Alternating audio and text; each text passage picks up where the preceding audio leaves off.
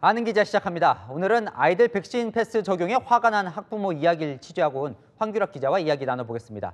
자, 학부모들이 가장 걱정하는 건 역시 아이들 백신 부작용이에요. 본인들이 맞았다가 아팠던 경험들도 있는 학부모도 있기 때문에 실제는 어떻습니까?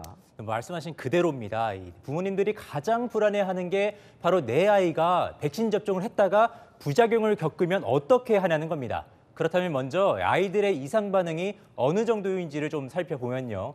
백신을 접종한 고3 학생들과 12에서 17세의 이상 반응 신고율을 보면 0.33%입니다. 이 10,000명 중에 33명꼴이라는 건데요. 이 중 고열과 근육통 등 경미한 이상 반응이 전체의 한 98% 정도 되고요. 심장 근육에 염증이 생기는 이 심근염과 심낭염은 25명 정도입니다. 이 중에 먼저 맞은 고3 학생 15명은 다 나았고요. 늦게 맞은 10명은 현재 조사 중입니다. 전체 백신 접종자의 이상 반응 신고율이 0.46%니까 비교해보면 이상 반응을 보이는 비율이 비슷하거나 혹은 낮은 겁니다. 많지는 않군요. 근데 이 백신을 맞지 않으면 학원을 못 가게 한 이 지점에 또 학부모들이 많이 화가 났는데 학습권이라는 이 기본권을 침해하는 것 아니냐. 이건 어떻게 봐야 합니까? 네, 학교는 밥도 먹고 하니까 학원보다 더 감염 위험이 높은 거 아니냐. 그런데 왜 유독 학원만 방역 패스를 도입하냐 하는 건데요. 일단 살펴보면요. 다른 나라에서도 학습권을 보장하기 위해서 학교에는 방역 패스를 적용하고 있지는 않습니다. 하지만 우리나라는 유독 이 학원도 학교만큼이나 굉장히 중요하게 생각한다는 겁니다. 우리나라 학생 중 절반 이상이 학원을 다니죠. 그러다 보니까 학원에 방역 패스를 도입하면 사실상 접종을 강제하는 조치로 느껴지게 되는 겁니다.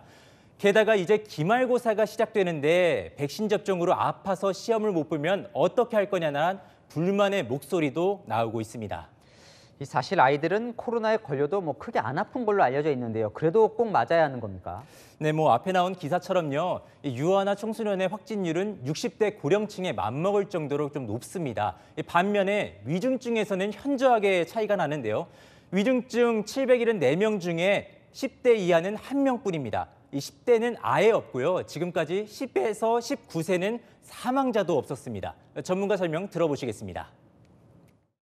애들은 면역이 굉장히 좋죠. 그러니까 바이러스가 들어왔을 때 몸에서 가지고 있던 기본 면역이 빨리 활성화가 되니까 방어를 하는 것도 있고요.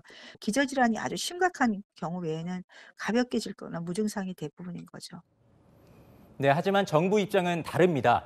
아이들을 통해 가정 내 고령자 등의 전파 가능성이 있기 때문에 이를 막기 위해서라도 소아 청소년의 백신 접종이 필요하다고 설득하고 있는 상황입니다. 또 당장은 아프지 않더라도 감염이 또 어떻게 전파될지 모르는 상황이기도 합니다. 김부겸 총리는 오늘 기자들과 만난 자리에서요. 아이들이 걸려도 별거 아니라는 생각을 학부모가 바꾸는 게 어떨까 한다라고 말하기도 했습니다. 해외는 어떻습니까? 소아 청소년들 다 백신 맞게 합니까? 네, 대부분의 주요 국가들에서는 12세 이상 소아 청소년들에게 백신 접종하고 있습니다. 미국과 영국, 독일에서도 12세 이상 소아 청소년들에게 백신 접종을 하고 있고요. 일부 국가에서는 5세 이상의 어린이에게도 접종하고 있는 상황입니다. 그러니까 종합해 보면 맞는 게 훨씬 이익이고 다른 나라에서도 하고 있다는 건데 그래도 이 정부가 설득 대신에 너무 강요만 한다는 지적도 있어요. 네, 그렇습니다. 정부는요, 지난 9월 소아 청소년 백신 접종을 알리면서 자율에 맡긴다라고 한 바가 있습니다. 이 백신 접종을 강제하면 분명히 반발이 있을 수 있다는 걸 알았던 겁니다.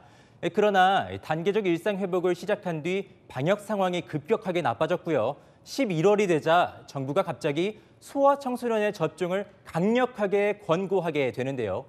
이 과정에서 학부모들을 설득하거나 백신 접종이 필요한 이유 또는 학원에 방역 패스를 도입해야 하는 과학적인 근거를 충분하게 제시하지 못했다는 비판이 일고 있는 겁니다.